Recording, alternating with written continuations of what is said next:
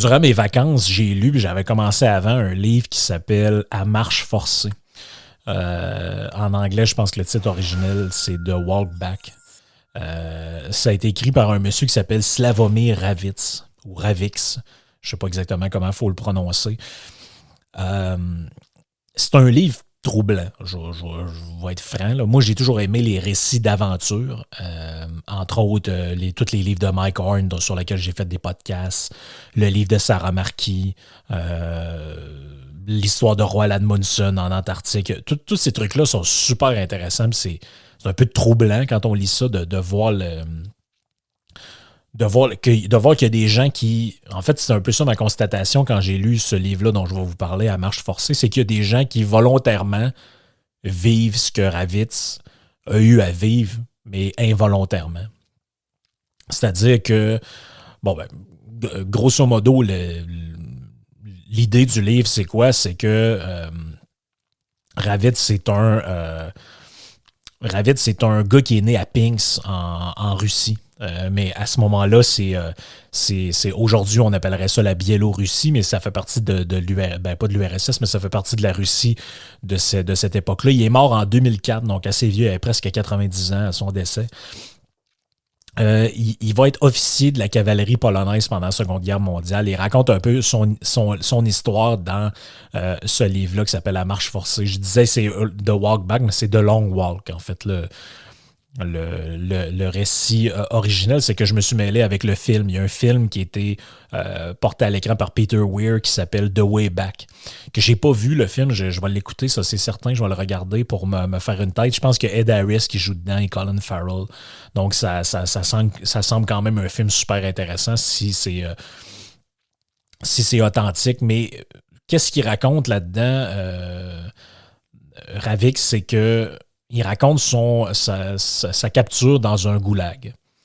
Et bref, je rentre un petit peu plus dans le détail de son histoire, mais il la raconte un peu dans le livre. Mais c'est que lui, il explique que les Russes de l'époque, qu'est-ce qu'ils faisaient?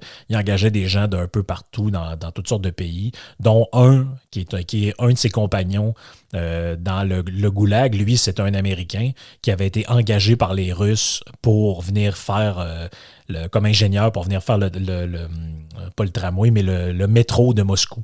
À l'époque, les communistes veulent faire un métro à Moscou, et puis ils n'ont pas les ingénieurs qu'il faut pour faire ça. Ils font venir des Américains ingénieurs, et puis comme ils n'ont pas les moyens de les payer, ils leur fournissent toutes sortes de trucs, puis ils leur disent à la fin, tu vas être payé. Et à la fin, qu'est-ce qu'ils font? Ils les accusent de trucs qu'ils n'ont jamais fait, et puis ils les condamnent, ils les sacent dans des camps de concentration qu'eux appellent les goulags.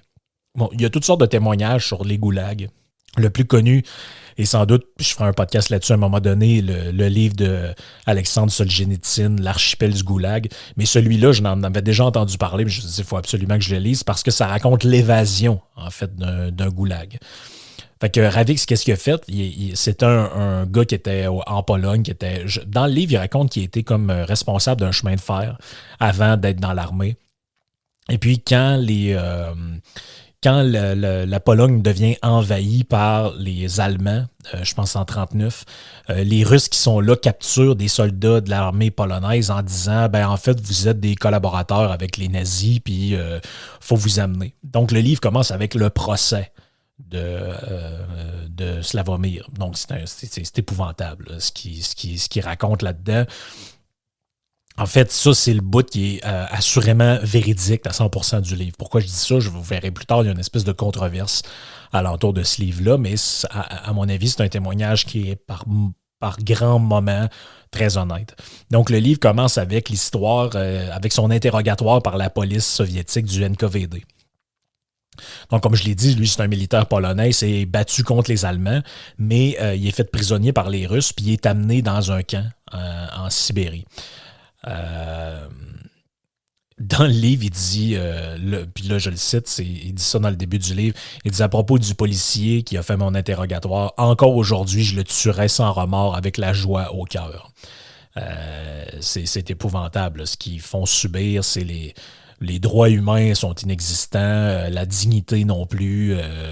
Ils vont pas y pisser dessus, là, mais pas loin. Là. C'est pas loin. Il raconte qu'il passe à peu près 6 mois, entre 4 et 6 mois. C'est ça la fois, c'est qu'il a vécu des événements quand même assez traumatisants. Puis par bout, il dit, je me rappelle plus très bien, c'est-tu le lendemain, c'est-tu le surlendemain que telle affaire s'est passée. Puis je pense que c'est normal. Là. Donc, il pense qu'il passe à peu près 6 mois dans une cellule étroite où il est obligé de chier par terre parce qu'il n'y a pas de toilette. Il n'y a jamais personne qui vient nettoyer. À un moment donné, on envoie un peu d'eau à terre pour envoyer ça vers le drain, mais c'est tout. Il dit qu'avant les interrogatoires, on l'amène dans une pièce sans savon ni rien. On lui demande de se laver à l'eau extrêmement froide. Il raconte là-dedans que les interrogatoires sont interminables. C'est interminable. En grosso modo, ce qu'on fait, c'est qu'on le prend de sa cellule, on l'interroge, on le ramène dans la cellule, on l'interroge, on le laisse dormir un peu, on le réveille, on le fait prendre une douche, on l'amène se faire interroger. Donc, c'est comme ça. Ça, c'est tous les premiers chapitres du livre. Ça raconte cette histoire-là des interrogatoires à la soviétique avec la lumière d'en face. Comme on s'imagine dans les films, le numéro de la Gestapo. Vraiment, c'est vraiment ça. On s'imagine en fait que c'était juste les nazis qui faisaient ça, mais les Russes faisaient ce genre de truc-là aussi. Comme quoi, c'est pas différent comme type de régime. Il dit que l'interrogatoire le plus long va durer 48 heures. C'est presque impossible à croire, mais on lui laisse des petits moments de répit, on revient. Il raconte ce qu'on y faisait là-dedans. On le battait, des coups de pied, des coups de poing. On lui a rasé le crâne. Il dit, il y a même un officier à un moment donné qui est venu, qui m'a mis un revolver dans la bouche. Il dit que de tout le temps qu'il était là-bas, les seuls gestes humains auxquels il avait droit, c'est un gardien des cellules qui, lui, avait un peu pitié de lui, puis à un moment donné, il donnait une cigarette de temps en temps. Il dit, encore aujourd'hui, je me rappelle de ce gars-là, puis du peu d'humanité que j'ai pu avoir là-bas. Il dit, je vais m'en rappeler toute ma vie. Puis c'est probablement le cas. Aujourd'hui, il est décédé, mais il doit s'en rappeler. Ça se passe avant le camp, pour être plus précis. Je ne sais pas où il est exactement à ce moment-là, mais après la série d'interrogatoires, parce qu'en fait, ce qu'ils veulent, c'est lui faire avouer. T'es un collaborateur des Allemands, t'es un imposteur, t'es ci, t'es ça, puis tu vas nous l'avouer. Donc, comme ils ne l'avouent pas, puis ils n'ont pas réussi à le casser, ils vont le transférer pour son procès. Donc, depuis son arrestation qui s'est faite à Pinsk par le NKVD, on va y poser sans arrêt les mêmes questions dans l'espoir qu'ils se contredisent. Ça, c'est des vieilles techniques d'interrogatoire. Même chez le médecin, ils vous font ça un peu. Ils vous demandent, ou même quand vous allez aux douanes, ça me fait rire, la dernière fois que je suis allé aux États-Unis, c'était... la première question qu'on vous pose, c'est vous êtes ici pour combien de temps? Puis là, mettons, vous répondez 4 jours. Puis après ça, il dit OK, parfait. Il vous pose d'autres questions. Puis maintenant, il dit bon, vous revenez quand? Ça, c'est fait ça pourquoi? Vous avez déjà dit la même information, mais d'une autre manière. Il fait ça parce que, ouais, t'as dit 4 jours tantôt, là, tu viens de me dire dans 2 semaines. Qu'est-ce que tu fais à me mentir, etc. Donc, c'est des vieilles techniques un peu policières. Ça fait un peu moyen-âgeux, mais c'est comme ça. Puis lui, il raconte là-dedans, il dit c'est un peu con, même d'un point de vue psychologique, même s'il dit je suis pas psychologue, mais je me rends compte que c'est vraiment con parce qu'il dit après un certain nombre de fois, les réponses qu'on répète deviennent apprises mécaniquement. T'sais, il dit à un moment donné, tu as bien beau me taper, je te dis tout le temps la même chose, je te répète toujours la même chose, ça change rien. Donc concrètement, qu'est-ce qu'on y reproche? On dit que c'est un militant puis un espion anti-russe allemand. Une des raisons à ça, c'est que Ravix parle le russe et les Russes semblent croire, je ne sais pas trop pourquoi, que personne va apprendre leur langue si c'est pour autre chose que les espionner. Là, il a bien beau leur dire, ouais, mais je suis né dans l'équivalent aujourd'hui de la Biélorussie, on parlait russe quand j'étais petit, c'est pour ça que je connais votre langue. Et c'est pas parce que j'essaie de vous espionner, j'en ai rien à foutre. Donc, en réalité, qu'est-ce qu'ils veulent? Ils veulent le casser. Ils veulent lui faire avouer. Ils font passer 2 heures debout, à genoux dans un coin. Bref, c'est un peu de n'importe quoi. Là. Il dit dans le livre, ça, c'est un bout assez touchant, honnêtement. Là. Il dit j'avais une femme, depuis l'emprisonnement, je ne l'ai jamais revue. Puis je pense qu'il ne la reverra jamais. Probablement qu'elle est décédée, peut-être tuée par les Russes. On ne le sait pas trop. En cours, il y a un homme qui le questionne, c'est son avocat. Il dit il s'efforce minimalement de faire son travail, mais il parvient pas totalement à camoufler le dégoût qu'il y a pour moi.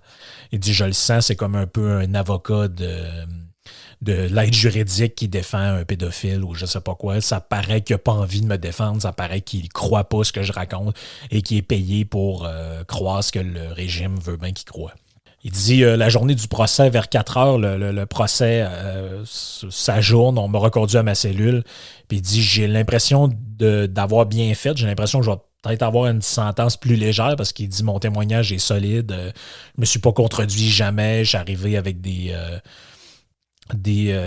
éléments concrets, puis c'était impossible que je sois un agent des Allemands, là, finalement.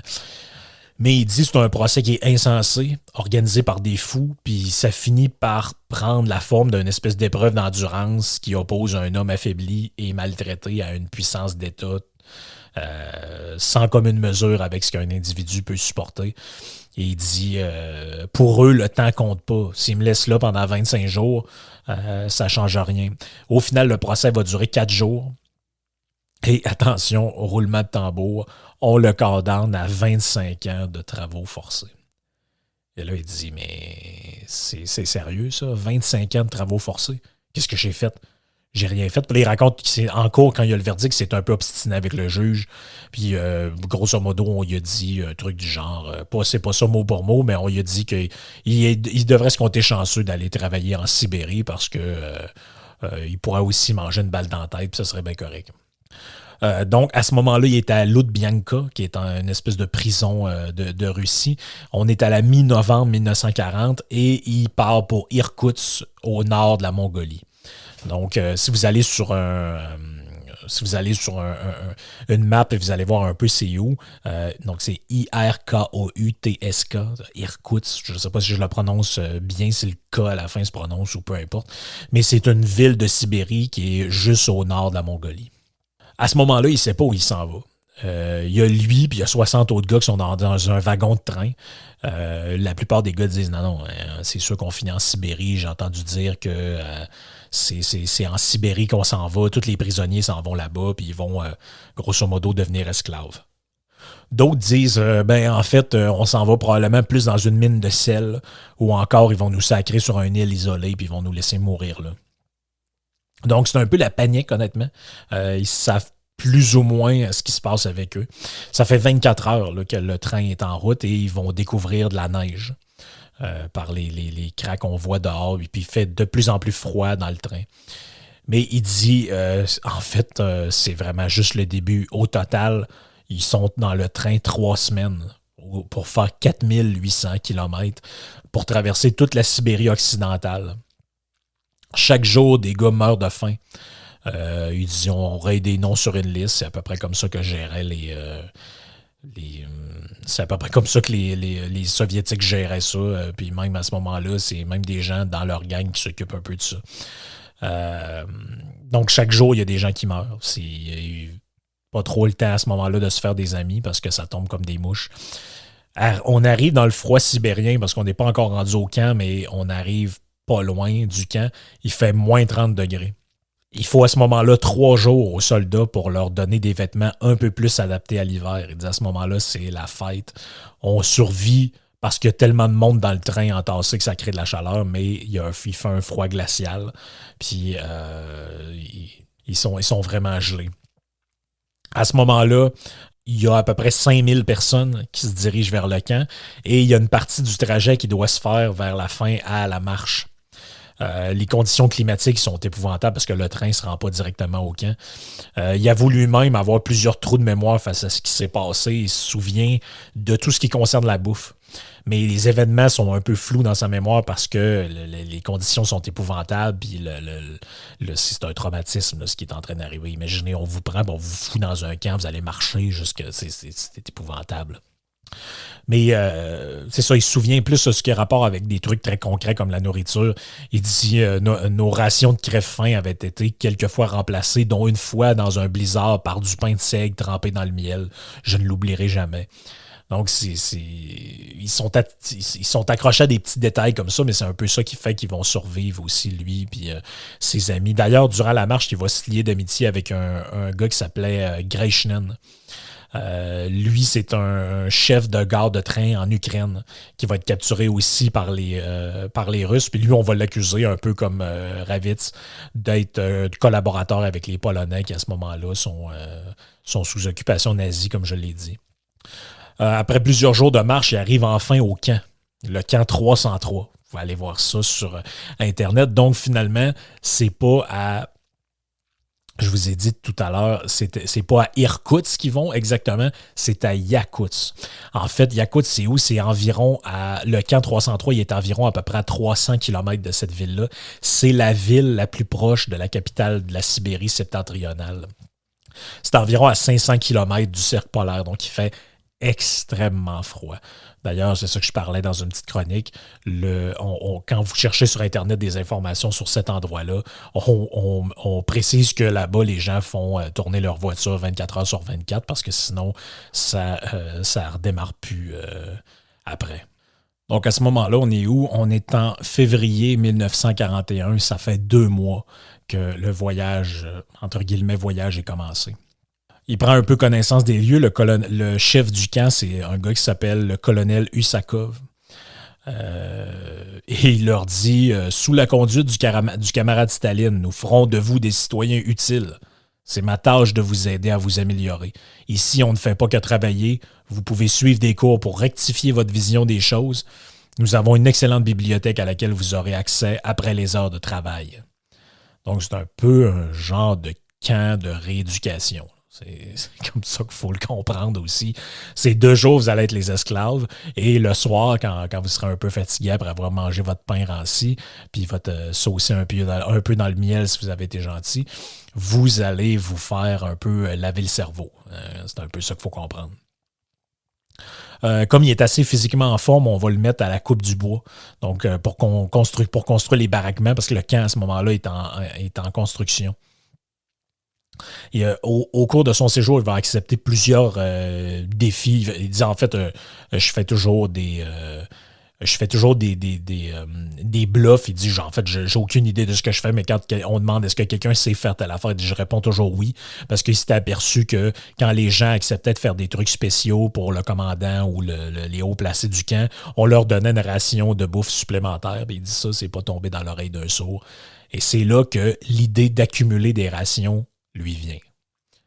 Plus tard viendra l'idée de s'échapper. Il dit, pour le moment, je pourrais accumuler des rations. Si jamais il arrive quelque chose, je pourrais m'en sortir. Donc, il accepte, à un moment donné, de préparer le défi de confectionner des skis pour les soldats. Les soldats veulent des skis pour se déplacer plus rapidement sur la neige. Et puis là, il dit, ouais, je suis capable de faire ça, moi, des skis. Il n'est pas capable du tout, mais finalement, bon an, mal an, en discutant avec des gens, ils finissent par se dire, OK, ça pourrait avoir ça. Puis je pense même qu'ils trouvent un genre de livre sur le travail du bois dans le genre de bibliothèque communiste. Et puis, il réussit à faire quelque chose qui ressemble à des skis. Puis finalement, c'est là qu'il obtient sa ration supplémentaire. La préparation de l'évasion et l'idée de l'évasion, comme il sait faire plein d'affaires, parce que, comme je l'ai dit, souvent il bluffe, mais il sait aussi faire plusieurs choses. Il sait réparer, par exemple, les radios. Et c'est là que le commandant du camp le fait souvent venir à son baraquement pour des travaux. Et c'est là qu'il va découvrir que le commandant est là, que les officiers du camp sont aussi là comme punition ou comme sentence. En fait, lui, il était sacré là, le commandant du camp dont je parlais, avec sa femme, comme une espèce de punition. Dans le fond, t'as pas été correct dans l'armée, t'as un peu critiqué le pouvoir, Chris envoie votant dans un camp en Sibérie, puis tu t'occuperas des bizarres qu'il y a là-bas. Donc, c'est ça, la Sibérie, comme il dit, c'est une sentence pour tout le monde. Et là, vient l'idée de se lier d'amitié avec la femme du commandant, Ushakova. Et là, qu'est-ce qu'il fait? Il accumule du pain qu'il va faire sécher. Il vole quelques animaux suspendus par les soldats pour se faire des vêtements avec de la fourrure. Et c'est là qu'avec elle, il commence à planifier son évasion. C'est elle qui dit hey, « Écoute, je sais que les gars chassent, ils étendent des fourrures. Si t'en voles une à chaque jour ou à chaque 2 jours, personne ne va s'en rendre compte, ils en ont tellement, etc. etc. » Et c'est là qu'il va apprendre à coudre avec un autre ami puis il va confectionner des vêtements. Et elle, on ne sait pas trop en fait c'est quoi son motif là-dedans. Est-ce qu'elle se venge de son mari pour la vie de cul qu'ils ont dans ce camp de concentration-là? Ou est-ce qu'elle tombe amoureuse de lui? Il se fait assez évasif là-dessus, bien qu'il commande plusieurs fois que c'est une femme assez charmante. Puis d'après moi, il n'aurait pas trop eu à se faire prier pour la découvrir davantage, si on peut dire. Mais j'ai l'impression qu'il se passait peut-être quelque chose entre ces deux-là.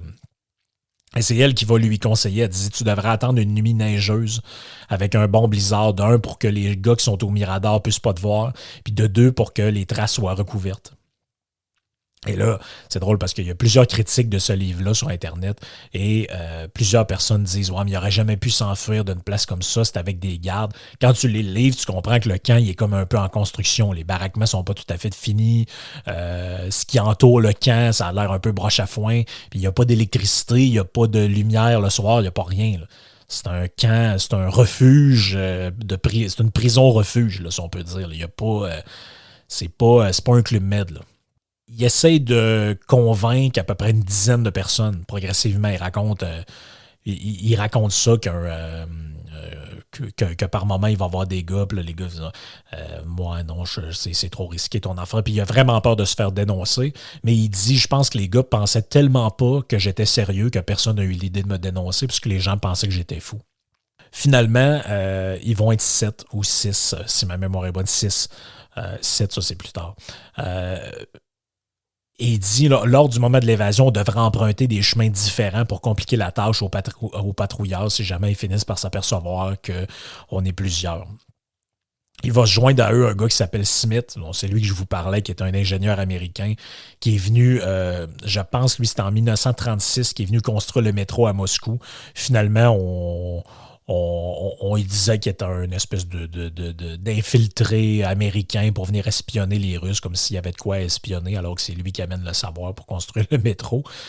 Mais c'était un peu, comme je l'ai dit, une manière de reprendre l'argent donné. Lui, il avait été chanceux, il était condamné à 20 ans et non 25 ans de travaux. Donc, ça fait déjà quelques années, ça fait déjà 4-5 ans qu'il est au camp.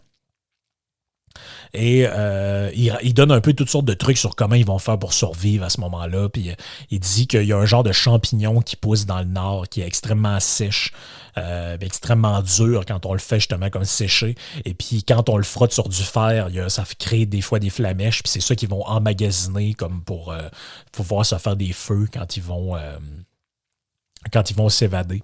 Justement, l'évasion du camp, ça se passe le soir quand tout le monde dort. Comme je l'ai dit, sans électricité, en pleine tempête, le garde au Mirador ne peut pas les voir. Et lui, tout ce qu'il voit, c'est une tempête de neige.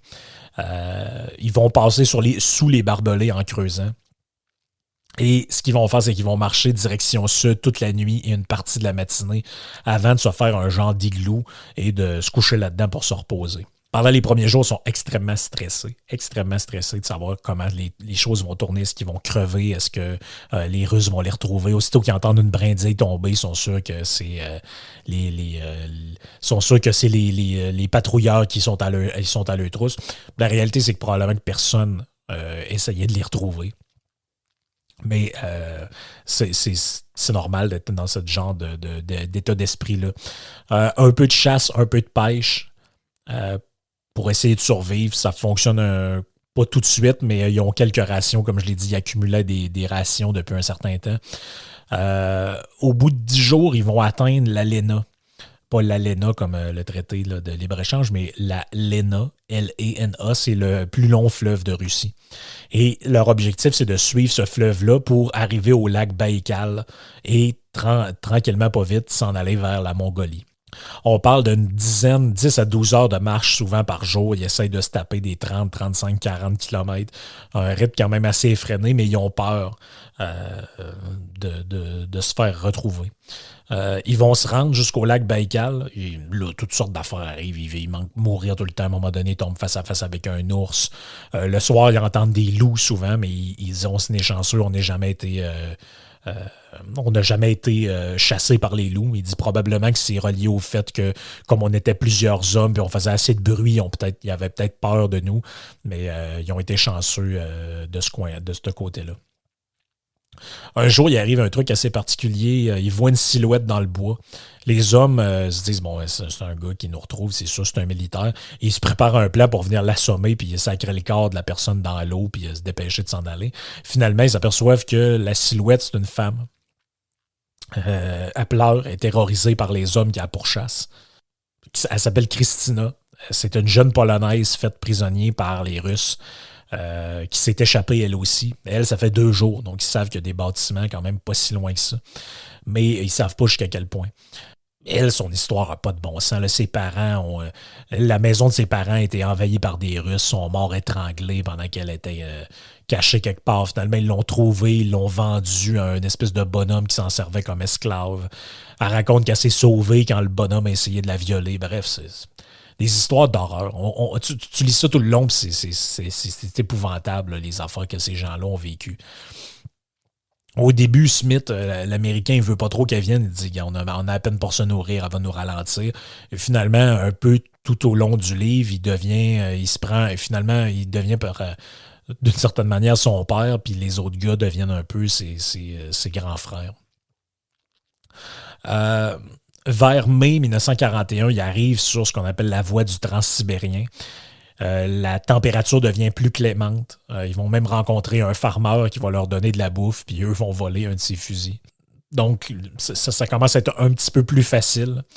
Ils vont traverser jusqu'en Mongolie. À ce moment-là, ils ont parcouru à peu près 2000 km. C'est incroyable d'avoir survécu jusque-là. Le début de la Mongolie est plus facile. Ils vont récolter des patates un peu proches de la frontière, ils vont avoir de la bouffe.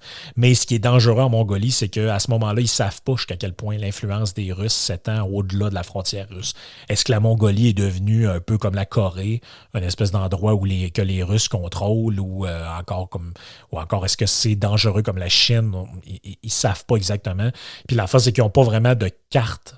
Ils vont à l'aveugle avec des vieilles cartes. En fait, ils ont quelques vieilles cartes, mais souvent sont à plus de 150 km de marge d'erreur, puis ils vont avec avec des repères géographiques assez évidents. Comme à un moment donné, ils prennent à peu près 8 jours pour traverser une montagne qui s'appelle le Mont Kenti. Et tout au long de leur parcours, d'ailleurs, ils vont croiser des gens d'origine russe et ça va leur foutre la chienne. Mais souvent, en fait, en discutant avec quelques-uns d'entre eux qui rencontrent, tu t'aperçois que c'est des Russes qui ont fui. Donc, dans le nord de la Mongolie, c'est ça qui les stressait le plus, c'est qu'il y a des Russes qui sont là, mais c'est des Russes qui ont fui la révolution. Ils essayent de parcourir 25-30 km par jour autant que c'est possible, mais c'est extrêmement difficile. Il arrive au désert de Gobi. Vous vous rappelez, le désert de Gobi, j'en ai parlé dans le podcast sur Sarah Marquis. C'est un endroit épouvantable où il y a peu d'eau, il y a peu de nourriture, puis c'est la mort à peu près certaine qui les attend. D'ailleurs, c'est dans le désert de Gobi, si ma mémoire est bonne, que Christina va les quitter. Elle va s'effondrer puis elle va décéder parce que les conditions sont épouvantables. C'est un peu à partir de là que l'authenticité du récit est mise en doute. Puis là-dessus, je m'arrête sur la suite, je m'arrête sur la description des événements au jour le jour pour aller un petit peu plus là-dessus en terminant, parce que je vous invite à lire le livre, vous allez tout comprendre et à suivre un peu l'histoire là-dedans. C'est que, en fait, beaucoup de gens, notamment un gars qui s'appelle Peter Fleming, qui est aussi un explorateur, puis un autre gars qui s'appelle Hugh Richardson, puis plus récemment, tu as des journalistes de la BBC, puis là, tu as même un article du Figaro que je feuilletais après, avant de vous parler, puis ça dit en gros que ce livre-là, qui by the way a été vendu à peu près à 500 000 exemplaires, ce qui est énorme, là, traduit dans une trentaine de langues, réédité, etc. Ça fait écho tout ça à plein de choses qui sont racontées dans ce livre-là qui sont, selon eux, plus ou moins véridiques. Comme par exemple, on raconte que dans le désert de Gobi, ils sont à un moment donné 12 jours sans boire de l'eau. C'est probablement impossible de marcher 12 jours dans le désert sans boire d'eau. D'après moi, après 2-3 jours, on est mort. Peut-être même avant. Bon, est-ce que, comme je l'ai dit, il y a des trous de mémoire? Est-ce que le récit est romancé? Est-ce que il y a des choses qui sont véridiques ou qui ne le sont pas là-dedans?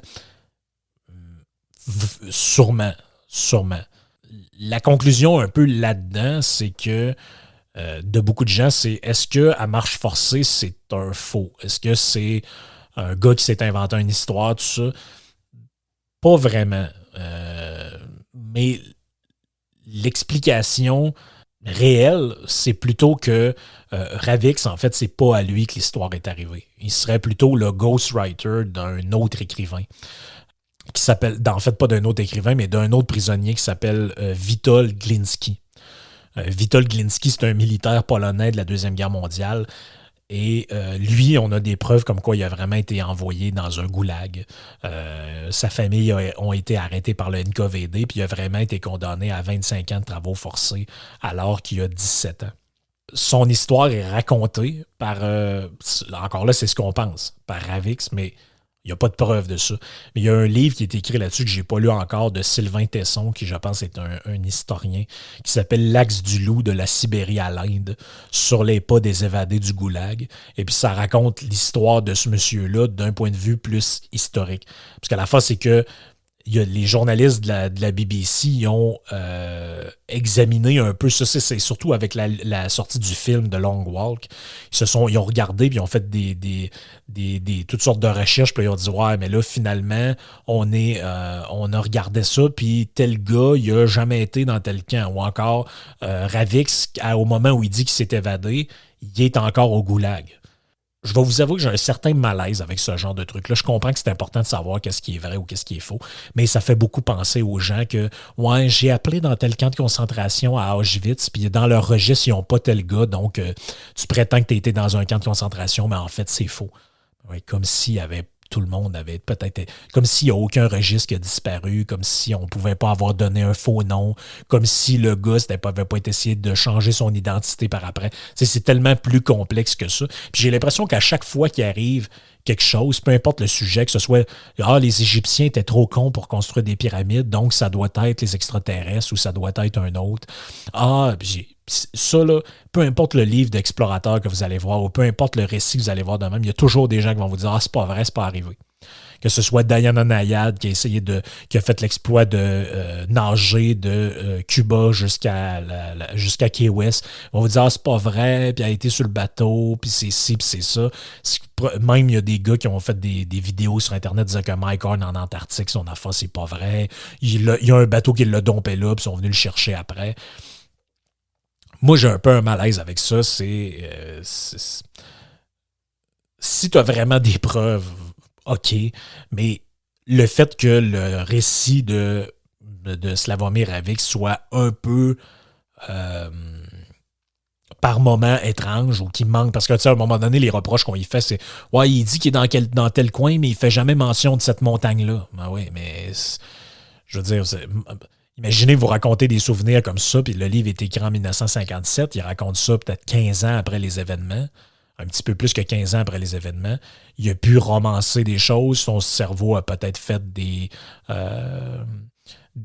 a peut-être fait de la sélection, il a peut-être recoloré certaines affaires. Peut-être que la fille s'appelait pas Christina, mais Sylvie. Il y a un des affaires qui est reproché, c'est l'espèce d'épisode qui, en fait, vers la fin du voyage, ils sont dans les Himalayas, puis ils essayent de se rendre, de traverser le Tibet pour s'en aller jusqu'en Inde, qui va être la dernière partie de leur voyage.